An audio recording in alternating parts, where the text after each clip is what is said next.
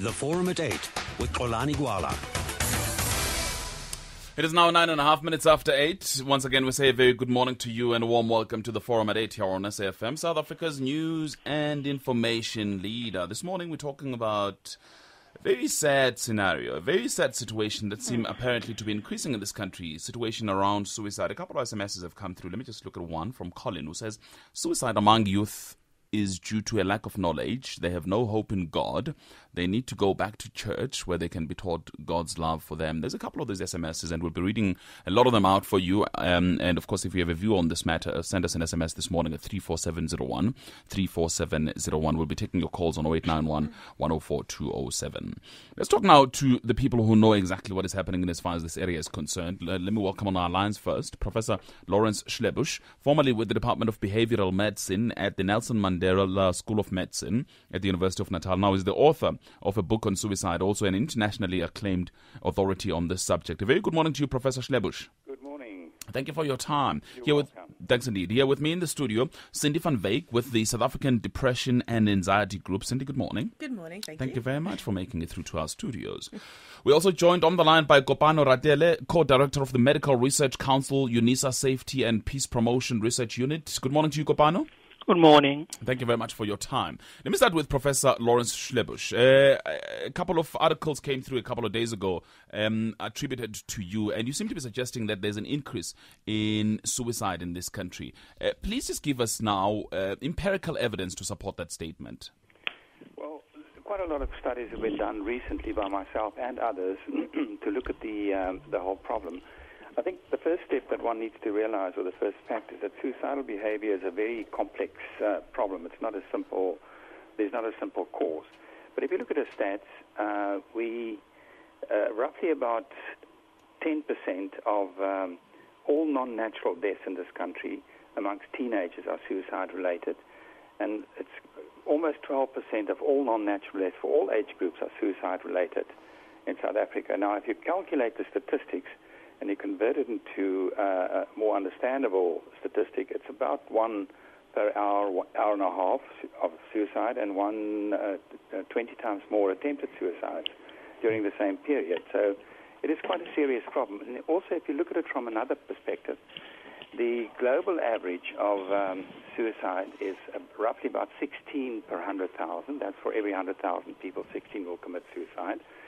The South African figures are higher than that. We are roughly about between 17.5 and 25 per 100,000, depending on what population group and what occupational group you're talking about. And who are these people then, if you may just look at the groups themselves, particularly age groups?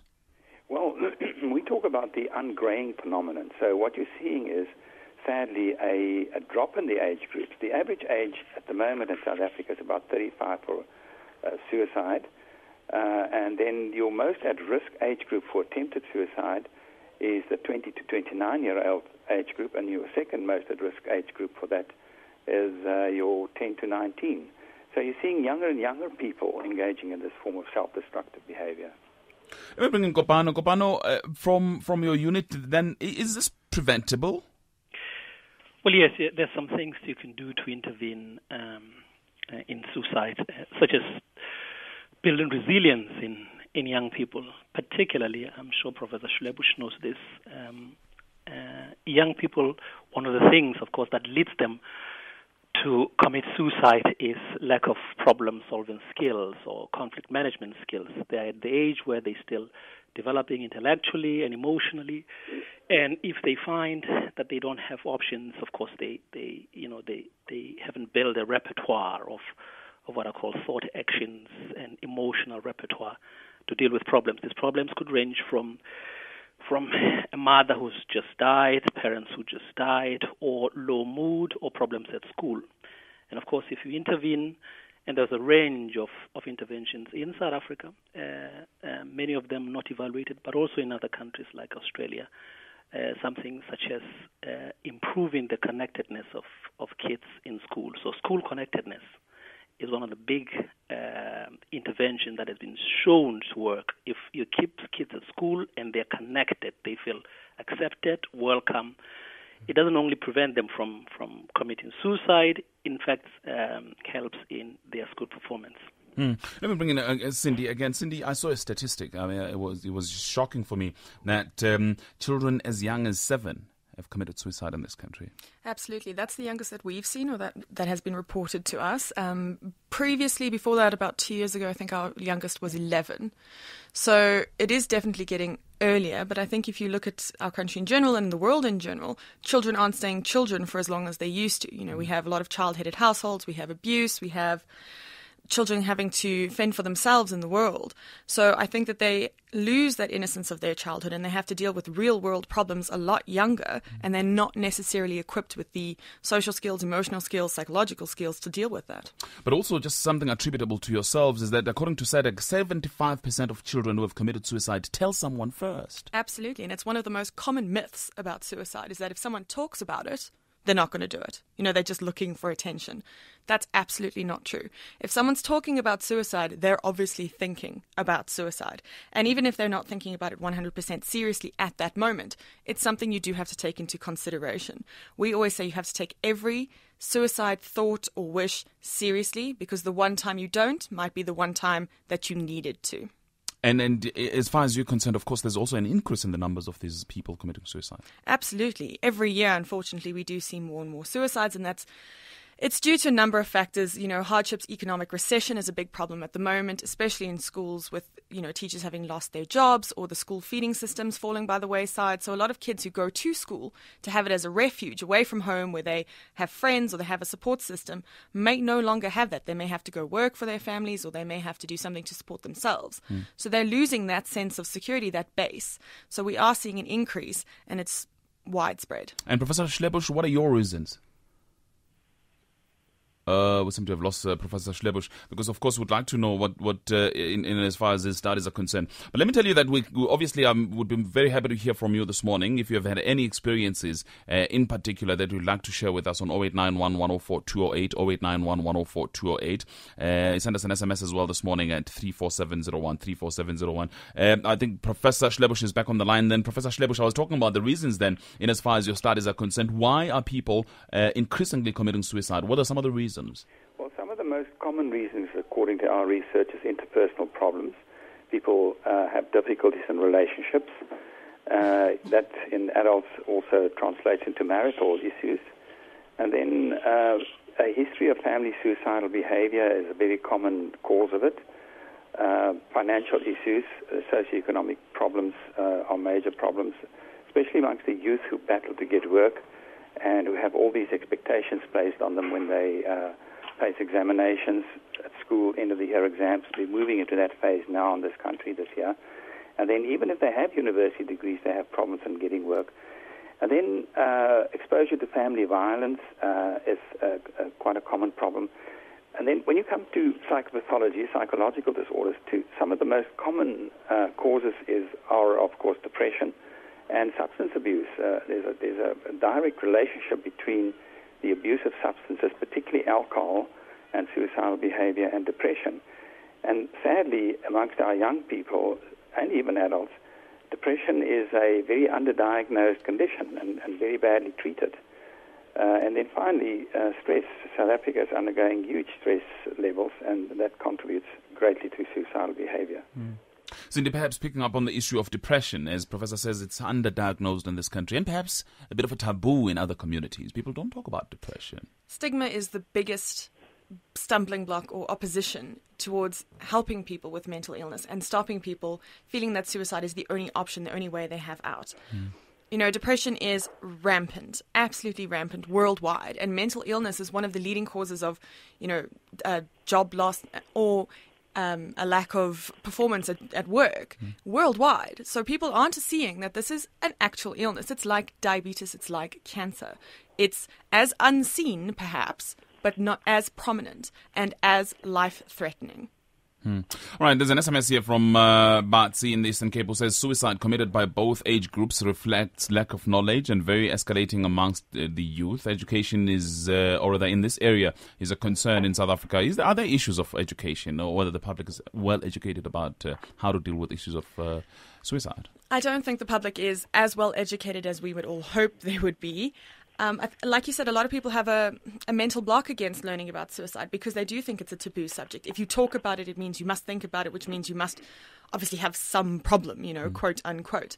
And that's just not true. The more educated you are about any issue, the better equipped you are to deal with it. So if you educate yourself about the signs and symptoms of depression, which is one of the leading causes of suicide, then you will know that there are options available out there for you. There are social workers, there are psychologists, psychiatrists, traditional healers, support groups, anything. There's a whole number of places and people that you can go to that you won't necessarily know about if you don't educate yourself about it. Kopano, do you find that different communities treat these things differently in this country, particularly when it comes to issues of taboo? Well, yes, Kolani. Look, it's true that there's help available in many communities. There's psychological counselors, the psychologists, the psychiatrists.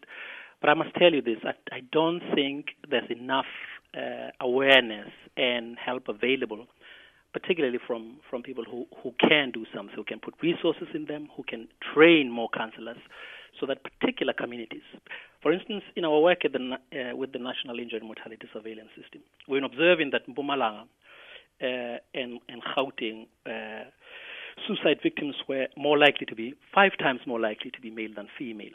So right here you have something in addition to just psychological problems, things that you might call gender problems. So it looks like there is a certain difficulty in men, particularly in certain groups such as in Mpumalanga, where the suicide rate is higher than in Gauteng, who tend to have problems added to their psychological problems that have to do with negotiating a new dispensation where gender empowerment, particularly in the last 10 years, correctly so, there's been a focus on empowering women and girls.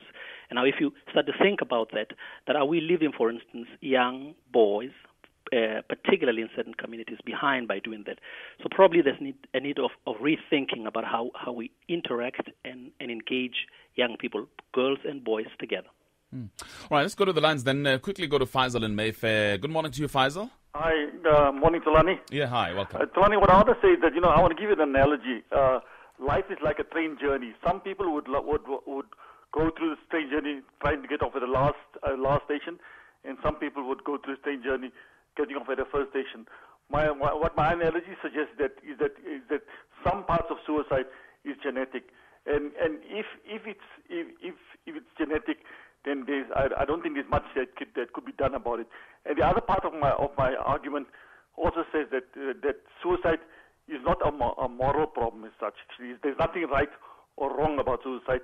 It may be a health problem, and that could be treated in that particular manner. All right, but let's just pick up on that, Faisal, before I let you go. I mean, would you say that there's nothing right or wrong about a 7-year-old committing suicide? Well, if it's a genetic problem, there's nothing right or wrong. Well, I mean, we'll obviously test that theory about it being genetic, but the whole issue, of course, of other people decided to get off on the first, what did you say, first station? The issue is life is about everybody getting off at the last station, isn't it? No, but I think we have to respect the person who decides to get off at the first station. All right, let's find out what my guests then have got to say on that. Faisal in Mayfair, thank you very much. Before I come back to the studio, though, Eddie in Fixbeck, hello. Ngiyapila Baba, how are you? That's a very important subject. Our nation has become hopeless. They've got no more hope. We've got to speak hope into them. But then if you speak hope, then you mustn't forget the father of the nation is the government. The government, I've just come back from Bloemfontein. They didn't have water in Bloemfontein. Fixbeck didn't have water, so we shoot people dead. But let's forget that. The most important, we've got to give them hope. I'll tell you what, Kolani, I wish I could just tell you, I've got a card that I've given thousands and thousands of cards out, and it gives people courage. A black man in Senegal runs through the street. He said, Eddie, I was going to commit suicide. I said, what stopped you? He says, your card said, wat sal ons van hierdie dinge sê as God vir ons is, wie kan teen ons wees? If God be for us, who can be against us? We've got to encourage. You've got to invest in people. Okay. Our young people are against the wire. They think there's no future in this country, so therefore, no future, no fear. We've got to tell these kids the best country in the world is ours, but then we must believe in them. Look, I'm a youth leader, and you've got to make kids belong to you. You mustn't teach them what you believe. They must belong to you, and because they belong to you, they will not commit suicide. Okay, all right, Eddie, I get your point. Thank you very much. Let me go to Chris in Durban. Hello, Chris. Chris, we've lost Chris. All right, we'll come back to the lines in a minute. Let me start with you here, Cindy. On Faisal's point about it being genetic. You know, mental illnesses can be genetic. It does play a role. They do run in families. There is a familial link. It won't necessarily be for suicide, though. No one can really say suicide is genetic. Depression might be genetic. Mental illness might be genetic. And the way that we learn to cope with these, our personality traits and the way that we deal with stress, those are genetic. So if we deal with that, and based on that point, I'd also like to say things like cancer has a genetic link. Diabetes has a genetic link. Does that mean that if you get cancer, you're not supposed to treat it because it's just what's supposed to happen? And I don't think that's fair. I don't think it's to say if it's in somebody's genetics, then that's fine. I think we should try and help as many people as possible by giving them the resources to deal with this. Professor Schlebusch? You know, I think the mistake people make is that suicidal behavior or suicide is not a diagnosis in itself. It's a behavior. It's a form of behavior. And behavior is not a genetic, doesn't have a genetic cause. The genetics underlying suicidal behavior can be as a result of some kind of untreated or undiagnosed depression. But in itself, it's a form of behavior. And what people don't realize is that behavior, as the previous gentleman said, the link between that kind of behavior and depression or any other mental disorder or psychological disorder is a sense of hopelessness. It's not that the patient or the person wants to die always. It's sometimes that they want to escape that form of psychological pain or anguish that they're experiencing, and they don't have a sense of hope. They have a sense of hopelessness, and that's the link between acting on it and having the behavior. So genetics, no, I wouldn't say that. But what people also don't realize is that there are brain changes that occur when people are in the suicidal mode. And we've done a lot of research on that in terms of brain imaging, where you can actually pick up these changes. And that's not related specifically to the suicide. It's more related to the underlying cause of the suicide, like a psychiatric disorder. Also, the other main issue that relates to this that we tend to forget is that there's a link between somatic conditions and suicidal behavior. And by that I mean certain life-threatening diseases. I'd like to use HIV/AIDS as an example. We've done quite a few studies on the link between suicidal behavior and suicidal ideation and HIV, and there is a decided link in terms of either having to deal with the illness itself or in knowing somebody who's got the illness and that person's sense of hopelessness. All right. Let me take some more calls before I come back to Kopano on this one. Professor Shekram in Cape Town. I hope I got your surname correct. Professor, good morning. Good morning, Kalani. I just want to add something to this debate. I think you can see this as a medical condition. You can see this as, but if you look at the systemic issues in society, I mean the breakdown of families and the macro issues we face, children of all natures start to become aware of this, and they see a sense of hopelessness. So I think you should have had a social worker in there amongst your panel, because you can take the medicinal route to this, but I don't think you're seeing this as systemically as you would have if you had a social scientist here. Thank you. All right, that's Professor. Thank you very much in Cape Town. Let me take Bega in Senton. Bega, good morning. Hi, Kolani. I wanted to make a very similar point to the last caller, that, we shouldn't over-medicalize this issue. It's more than just about mental health, etc. I mean, people have real problems. There's 60% unemployment in this country. People have a real reason to be upset, to be angry, to be depressed. And it's far more than just a mental health issue. Okay, that's Bega in Senton. Kopano, do you agree with the two callers? Well, I'm really happy that starting with Eddie, bringing back onto the table this issue of hope and hopelessness, and the caller who just mentioned that this is a systemic issue, as a matter of fact.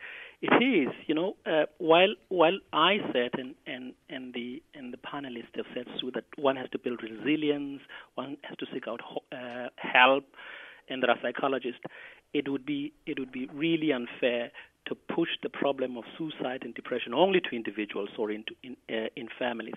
That there's a lot of things that government and big players, business could do to help to improve the situations that lead people to commit suicide. And this include, of course, things that everybody's talking about, employment opportunities, job opportunities, reducing inequality. Of course, the burden of HIV/AIDS plays part of it. That Professor Schlebus has mentioned this, that people who lose their parents. And so you have to have government in particular and provinces coming very hard and helping restore the strength of families. So that's one of the big ones, particularly because what you start to see is that probably up until about between 5 and 9, that suicide doesn't appear right there. But we've heard that it's the case of a child who's 7 years old. But just after 10 to about 14, you start seeing suicide jumping over other causes of death. And it might be the third leading cause of non-natural mortality in South Africa, but the numbers are still high. So it means it's not just an individual or even a community problem. This is both a public health and a social matter. Okay. In fact, it does implicate morality, because what kind of government would leave such high numbers of people who are depressed or hopeless and just say it's because they don't have resilience? You have to do both. You have to do the psychological stuff. You also have to do the social and the public health stuff. Okay, leadership issues are coming up, of course, in as far as that is concerned. All right, we'll continue taking your calls then on 0891 104 208. A couple of people already on the lines, but let me just quickly read some SMSs before I go through to Asanda Matsaunyana, who's got our headlines here on the show at this time. Somebody says, usually when you are depressed, you don't believe you are. You think your thought processes are quite rational, so why would you ask for help? We'll get an answer on that one. We'll ask Cindy to respond to that in a little while. Faisal is 100% right. That's Bingo, a traditional healer in Durban. Another one coming through from Brother in Christ says, it's so sad to see God's creation bringing down its span. People must accept the gospel. Right, I'm taking your calls at this time on 0891 104 208. I'm talking to Professor Lawrence Schlebus, formerly with the Department of Behavioral Medicine at the Nelson R. Mandela School of Medicine at the University of Natal, also an author on the subject of suicide. Also on the line, we're joined by Kopano Radele, co-director of the Medical Research Council, UNISA Safety and Peace Promotion Research Unit, and here with me in the studio, Cindy van Wyk of the South African Depression and Anxiety Group. I'll go to the lines in a minute, but let me read some SMSs here. Somebody says, no one who has not suffered with depression or lived with a sufferer know how lonely and soul-destroying it is. There's JPE as well, who says, children in informal settlements suffer ongoing trauma. Other children are bombarded by climate change and corruption, etc., and no prospect of employment. There's an SMS as well that says, two major causes of suicides are fear and despair. Somebody says, a large number of adult suicide cases are generated by government service inefficiency and jobs for friends or relatives system trickling down to young disadvantaged. Let's go to the lines now. We go to Sandra in Cape Town. Good morning to you, Sandra. Morning. Thank you for taking my call. Most appreciated. One of the most shocking incidents that ever happened in Cape Town was about 8 years ago, when a mother took her 3 young children and sat on a railway line and killed herself plus the 3 children. Ethel Fugard wrote a play about it, the train driver. You know, for a society to not be aware of that woman's hopelessness. She was living in a squatters camp where the neighbors, the friends, the family should have known in what desperate situation she was. And it's an indication of how our society and the so-called Ubuntu has deteriorated, that she actually took herself and her 3 children and killed them. I think it was a shocking reflection of what's going on in our society. Indeed. And if you've seen the play that Ethel Fugard wrote, it was absolutely shocking what that train driver had to go through, you know, experiencing what happened here. And for a mother, her sole purpose, not sole purpose, one of her main purposes in life is to protect her young children. And it's the same as what Eddie said, that you lose absolutely all hope and then in the process kill your children. I think if that was not a wake-up call, then I think we've got a major problem in this country. Absolutely. Thank you so much. Sandra, we thank you very much for your call. Let's go to Chris in Durban. Hello, Chris. Yes, good morning, Kulani. Hi, welcome. Thank you very much for taking my call as well. I think this is a very interesting discussion to have with your panel this morning, and I have 2 points to make. The first one is that I agree with the previous caller. As a society, we need to take responsibility, first of all, for the message that we are portraying to the people of this country. You know, we bombard ourselves with negativity. I mean, you listen to the news headlines, you read the newspaper, you can't help but feel this sense of hopelessness and that things are not changing for for the good. And I think that we need to, as a society, uplift ourselves, get ourselves in a positive state of mind, and that, as a consequence, will help us as individuals feel more positive about where we are going in our lives and our sense of purpose. The second point to make is, I think it's really irresponsible of us to try and find just external causes which are, could justify the act of suicide. I think that we need to also understand, as my late father said, that life goes on. The circle of life continues. The wheel is always turning. And although we may find ourselves in a situation today where we feel quite hopeless, we need to hold on to the fact that tomorrow is another day. Things will change, and we need to remain positive in ourselves and in the fact that there is a purpose for us being here, and that, I think, will definitely assist. Fantastic. Thank you very much. Good call. Chris in Durban. Pat in Freiburg. Hello. Good morning, Xolani. Hi. Yeah, I don't think that when we place the blame on biology, we are really helping ourselves, because mind is a product of both biology and society. It is about the interaction between the two. So we cannot medicalize the problem of suicide. For example, Marx recognized the idea of alienation, that the working class generally are pushed into a condition of madness as a result of the social conditions in which they live. So it's possible that we can look at the neoliberal environment in which we live, that it tends to create madness. Even Max Weber and other social theorists have shown that as society advances, people become more and more unhappy. So we need to look at how society is responsible for the madness of society, that we live in a mad society, and when the individual ultimately collapses, it is not because of their genetic makeup that they become mad, but it is because the society does not provide the social institutions that will protect the weakest in society. That is why somebody talked about the death of Ubuntu. So we can say that we are Abantu, but Ubuntu is not advancing. We see an adult killing his kids, somebody using a hammer to beat another. We see the people who have the resources not paying their employees. All these things shows that there is madness in society. But also there is other institutions that helps to deal with this problem. Sure, I accept what you're saying, Pat, but here's what I'm looking for now, solutions. How do we deal with that madness in society? Well, part of it is recognizing that we have to change the social conditions under which we live. We cannot hope that the psychiatrists will be the only people that we should rely upon, or the priests, or whoever is dealing with the ideological part of the problem. Okay, Pat in Freiburg, thank you very much. Rose in Durban, good morning.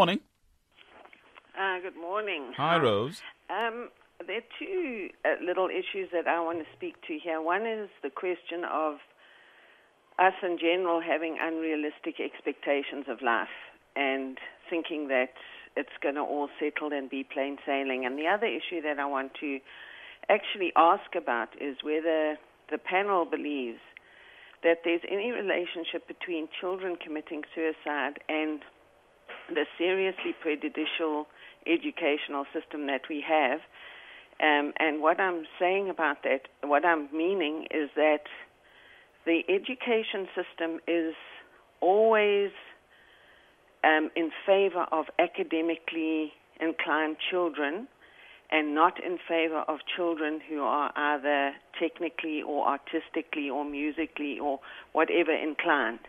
And I think as a result, many children spend dismal years in school battling their way through a system that is totally prejudiced against them because they just don't have the skills for it. And I think that is something that we need to, because that affects the self-esteem of the children. It's like sending some kid who can't dance and forcing them to do ballet for the rest of their lives. All right, Rose, I thank you very much. Lots of very good calls there coming through. Professor Schlebusch, let me start with you. Your responses?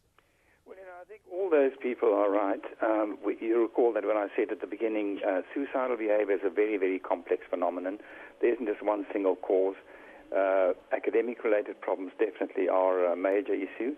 And I think in terms of the method that some of these people use, one also has to look at that. For example, if you want to prevent suicide, you have to control access to method.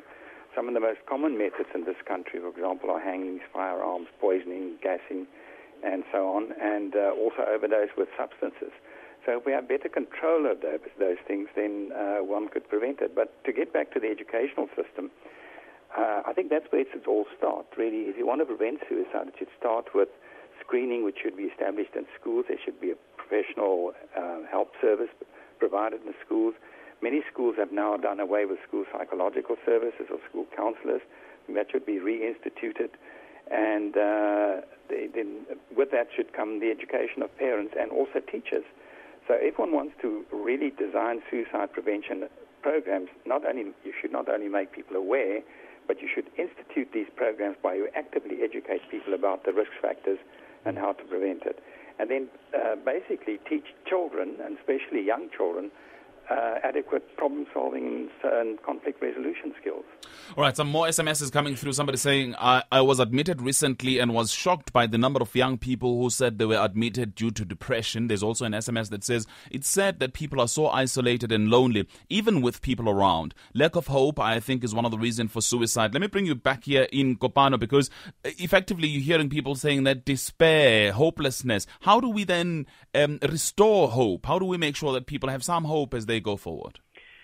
There are easy things to do and there are more difficult ones. But can I just take two things? One, it was an SMS about ongoing trauma. I know that some researchers in the country have pursued studies around continuous trauma. That South Africa is not only a traumatized society, but certain groups are at high risk of this repeated continuous trauma. So not only as a youngster, you have your parents dead, dying from HIV/AIDS. You don't have food. You can't go to school. So a number of problems just repeatedly coming into your life, and of course that generates part of the hopelessness. And so when Pat says this society makes us mad, and the example we had about a mother who took her own life, the lives of her children, is talking about this, that somehow you have to do those things, and some of them really, as I said, are quite simple. You have to make communities begin to hope that, as Chris says, tomorrow is a better day, and this could include establishing parks, of course, in addition to jobs, to creating more opportunities for jobs, targeting specific groups where you see, because the problem is so large, as we said, suicide is only one part of this non-natural mortality, but also you have this big problem of HIV, as well as other burden of disease, what other people have called that South Africa is experiencing a quadruple burden of disease. So you have this pre-transitional causes related to underdevelopment in certain parts of the country. You have chronic diseases, and then I mentioned injury and HIV. So the problem is huge, but you can do simple things such as fixing once and for all the education system. You can create jobs for groups that are particularly at high risk, and we spoke about the young children. We spoke about also this group between 20 to not just 29 to about 39. The data from the National Injury Mortality Surveillance System. Okay, I'll go to the lines in a minute, but let me bring you Cindy. Your thoughts on some of the calls and SMSs?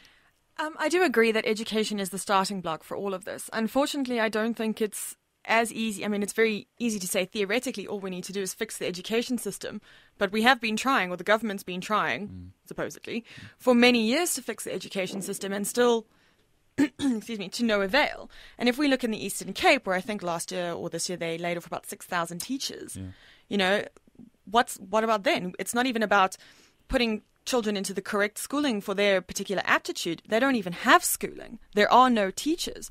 They do away with the school feeding system. They have no social workers or school counselors there at all. And if we look in the Eastern Cape, for instance, there's a learner mortality report. 109 pupils killed themselves last year and 96 this year so far by the end of June. So it is a simple problem. It is just one thing we need to start fixing in the beginning, but it is massive and entirely complex and a whole other debate on its own. You see, that report, of course, was in the newspapers a couple of days ago about the Eastern Cape, and it then locates suicide as well. It takes it back to schools. Should we be focusing in schools, or should we just keep it general? Well, I think that schools are such a great way, an easy access way to give people education about a range of topics. So if you teach kids from a young age and their parents about suicide, about these things, and how it relates to their everyday life, I think it's a good platform to start from. I do think, though, that for a lot of people, it's one thing to educate the children. It's an entirely different thing to educate their parents.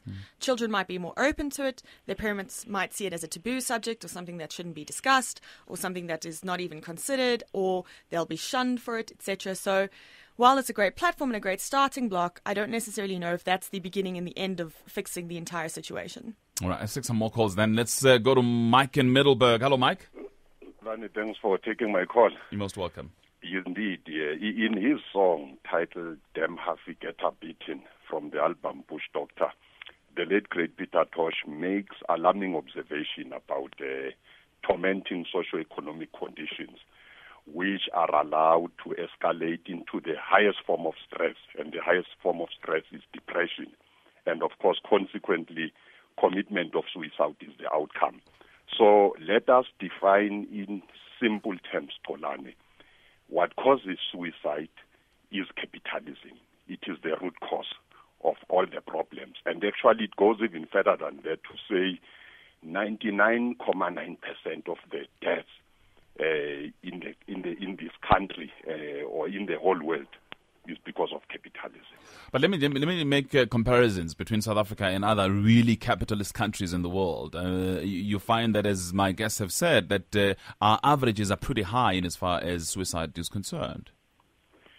Indeed, we are on the receiving end, Kolani, and you must remember that those countries, the capitalist countries in the world, are actually the protagonist of capitalism. So we are on the receiving end. They are pushing the frontiers of capitalism towards us. That is why the situation is like this. Okay. That's Mike in Middleburg. Let's go to Ngila Mwendane. Good morning to you, Ngila Mwendane. Yes, thank you for taking my call, Kolani. Thank you very much for your call. I think we're sketching around the problem. And when we talk about depression, we are right, but depression is a consequence of the real cause. And the real cause here is lack of self-worth, low self-esteem, and loss of hope, which is actually the same thing. And what you do, the solution, because you're asking for solutions, Olani, the solution is to instill a sense of self-mastery in people and interpersonal skills. And how do you do that? You give education, but you must define the type of education you give to children or to people in general. And that education is about self-knowledge. And self-knowledge includes things like, what is my purpose in life? What are the roles that I play in life? And what is my threshold in life? And then also, how is destiny created? How do I arrive where I am? And also the power of expectations. And once you teach people that, you are raising their self-awareness. And let us not blame circumstances. Let us blame the response of people. But, you're asking very interesting questions there, Mr. Mwendane. Questions like, what is my worth? Oh, yes. I'm saying this, Kolani, because there is no sector of society that I have not touched in the last 18 years. I have been teaching people that. Imagine farmers, children, parents, even prisons. I go to prisons every day, every week. And I teach people that, and it's very easy to teach people those things. Okay, well, we appreciate your call. Ngila Mwendane, thank you very much. Let's go to Howick now. We have Phyllis. Good morning to you, Phyllis. Good morning, Kolani. Hi. Thank you for taking my call. You're most welcome. Kolani, I can't remember the caller's name, but it was the man who repeatedly used the word mad.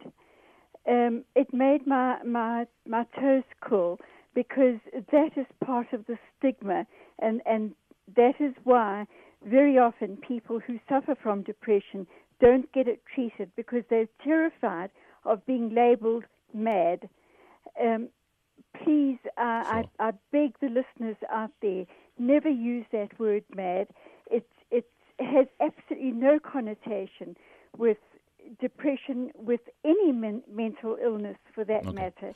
And people will not go for treatment as long as they have the possibility of being considered mad. Phyllis, I thank you very much. I don't remember the caller myself. It may have slipped through. But again, to what extent do people then feel sidelined by society when words such as mad are being used here? Obviously, I think everybody, as soon as there's a label attached to someone, they feel stereotyped or stigmatized. So I think that it's very important. We do live in a very PC age, what I like to say. We can't call anything what somebody else might call offensive. Yeah. So, but in this case, I do think Phyllis is correct. I think that this is a very hot topic, And mental illness has only recently, I would say in the last decade, become something that people would talk about openly on radio stations, on TV, even in fictional programs on the TV or in books. So while it is becoming more and more acceptable, and I use inverted commas with acceptable, I do think we need to be careful about what we label people with, because once you label someone, it's very difficult for them to shirk that off. And they will, exactly like Phyllis said, they won't go for treatment if they assume people are going to call them mad. Let me read some SMSs, then get, of course, comments from my other guests. Gio in Cape Town says, social inequalities directly influence self-worth. Another one says, is the government really trying to fix education? I do not think so. That's according to Lauren. Merle says, plan your children and give them a future and hope.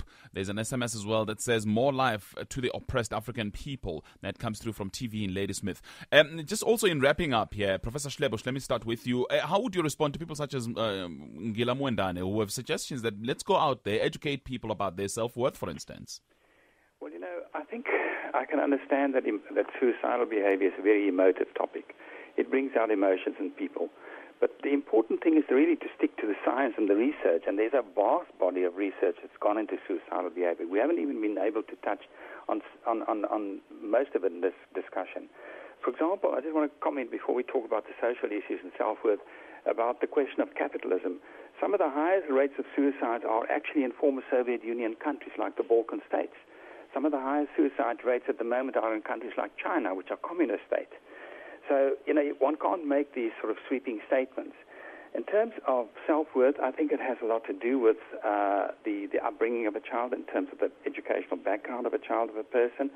And it's important, yes, to increase someone's self-worth. But as I said right at the beginning, suicidal behavior is a complex phenomenon, and particularly in teenagers, there are issues like the copycat effect, for example, the way the media handles suicide, this kind of program that we're discussing, that we're on now, the way it's reported in the media. All these issues can impact on suicidal behavior and a vulnerable young mind. So I go back to my original point that one should really educate the public, educate parents and educate teachers about it, and also institute national prevention programs based on science, not based on I think. And Prof, I can only say that I hope that through this program we've been able to dissuade whoever may have been thinking about those kind of things, Cindy? Absolutely. We do run at the South African Depression and Anxiety Group, we do run a national teen suicide prevention program. Last year, we targeted 4 areas, Limpopo and Mpumalanga, Pretoria, and I'll go with the Northwest. And we reached about 40,000 learners, which was fantastic for us. We go into schools, we try and educate them from our standpoint, from what we know about mental illness, about the effects of all other kinds of influences, such as social, economic status, poverty, HIV and AIDS, drugs and alcohol abuse. All of those things, we try to show how they impact on a person and what the signs and symptoms are that you should look for. And this year we're trying again in Gauteng to try and go to at least 50,000 learners. So there are programs out there. We just need to be more vocal about them. They need to have more press, more exposure, so that more people are exposed to them and we can get more education there. And Gwen says parents and caregivers must be educated to read the signs. We need strong mentors. Schools and churches can play a role here in order to solve this particular problem. Kopano, do you agree? Yes, but I also want to mention something specific. I have mentioned government several times. It must be said, government has recently come onto the table, and I know that the MRC and UNISA are putting together a strategic framework for the prevention of injury in South Africa. That includes preventing suicide as well as other injuries by promoting injury prevention and safety, by creating an enabling social and physical environment, as well as the stuff we've been talking around psychological resilience, around interpersonal skills, around problem-solving skills. So there is a light at the end of the tunnel because government has realized that this is an important problem and they are putting some resources into it. All right. I really thank you all for coming through and talking to me this morning on this very important topic. Here with me in the studio, Cindy van Wyk. Thank you very much for your time this morning. Thank you very much for having me. Thank you. Kopano Radele, co-director of the Medical Research Council as well. Thank you very much for your time, Kopano. as well as Professor Lawrence Schlebusch, formerly with the Department of Behavioral Medicine at the Nelson Mandela School of Medicine, but also an author of a book on suicide. Thank you for all the calls and SMSs. Thank you as well to our production team, Misha Shandlale, Wisana Makubele, and Bulelo Maqhubu. Forum at 8 producer Jake Mugoma, technical producer Mark Prella, senior producers Zlungile Mabaso and Lebo Monomachulu, chief producer Obrisi Chia, executive producers Nhlakanipho Zulu and Busi Chana. I'm Xolani Gwala, back again tomorrow. You have a fantastic day ahead. You have a fantastic day ahead. You have a fantastic day ahead. You have a fantastic day ahead. You have a fantastic day ahead.